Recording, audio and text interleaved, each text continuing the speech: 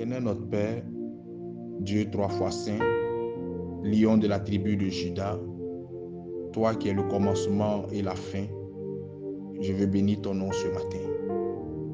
Merci pour le souffle de vie, merci pour la santé, merci pour la paix, merci de te révéler au quotidien comme le pourvoyeur. Je prie, mon Dieu, mon roi, que tu viennes prendre le contrôle de ce moment et qu'à travers cette exhortation matinale, tu viennes nous instruire afin que nous puissions réguler nos pas. Béni sois-tu parce que tu fais de nous les canaux disposés afin de pouvoir parler de ta part. Au nom de Jésus que j'ai prié. Amen.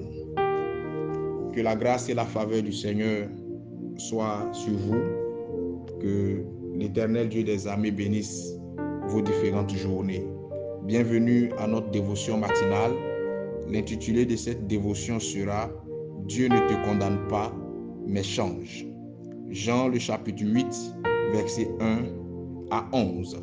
Il est un peu long, mais la Bible déclare ce qui suit. Jésus se rendit à la montagne des Oliviers.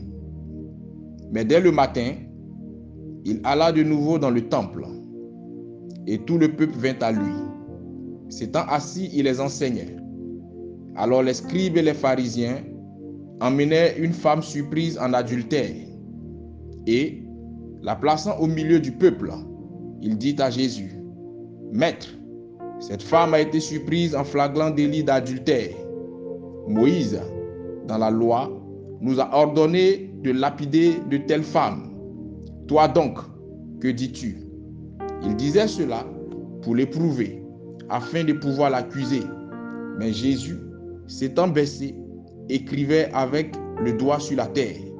Comme il continuait de l'interroger, il se releva et leur dit, « Que celui de vous qui est sans péché jette le premier la pierre contre elle. » Et s'étant de nouveau baissé, il écrivait sur la terre.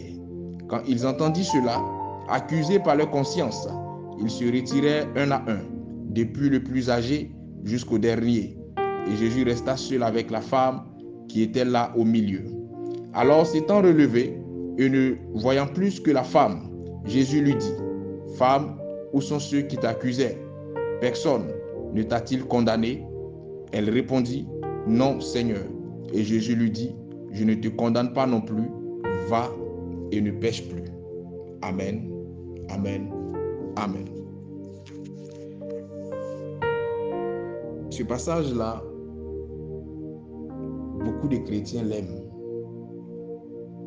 notamment ceux qui vivent dans le péché et qui n'arrivent pas à prendre le dessus sur cette vie de péché ou sur un vice quelconque. Ces personnes-là aiment particulièrement cette histoire parce qu'elle est pour ces personnes un prétexte, un argument pour valider ou justifier leur mauvais état de vie. C'est alors qu'on a l'habitude de dire que celui qui vit sans défaut, que celui qui est parfait, me jette le premier la pierre. Nul n'est parfait, acceptez-moi tel que je suis. Ce n'est pas mauvais de le dire, mais un homme doit pouvoir s'améliorer au quotidien.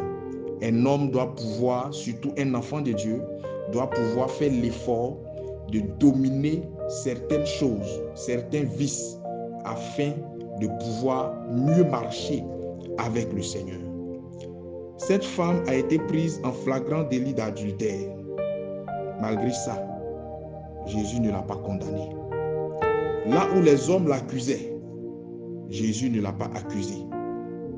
Mais Jésus lui a dit une seule chose, « Je ne te condamne pas. » Et il va plus loin en ajoutant, « Va et ne pêche plus. » En vérité, l'on ne te condamne pas pour ce qui a triomphé de toi. Nul n'est mieux placé pour te condamner parce que tu vis une vie qui n'est pas agréable à Dieu. Personne n'est mieux placé pour condamner ta vie d'adultère, ta vie d'impudique, ta vie de vol, ta vie de personne animée de mauvais désirs de cœur. Nul n'est mieux placé pour le faire. Mais à un moment donné, toi-même, tu dois pouvoir te rendre compte que ce que je fais n'est pas bien aux yeux de Dieu et de sa parole. Et je dois faire l'effort de changer ces choses-là. À un moment donné, il faut éviter de prendre un bout de la Bible pour te conforter dans le mal. Cela se retournera tôt ou tard contre toi. C'est vrai, nul ne vit sans défaut. Et nous sommes tous des pécheurs qui jugeons d'autres pécheurs. Mais cela ne doit pas être un prétexte pour persister dans ton péché. Tu sais que l'infidélité est condamnée et condamnable par la Bible. Tu sais que la méchanceté de cœur n'est pas agréable à Dieu. Tu es conscient que ton mensonge détruit des vies, y compris la tienne, à petit feu.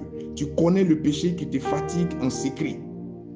Prie, bats-toi, fais des efforts sur toi-même pour être délivré.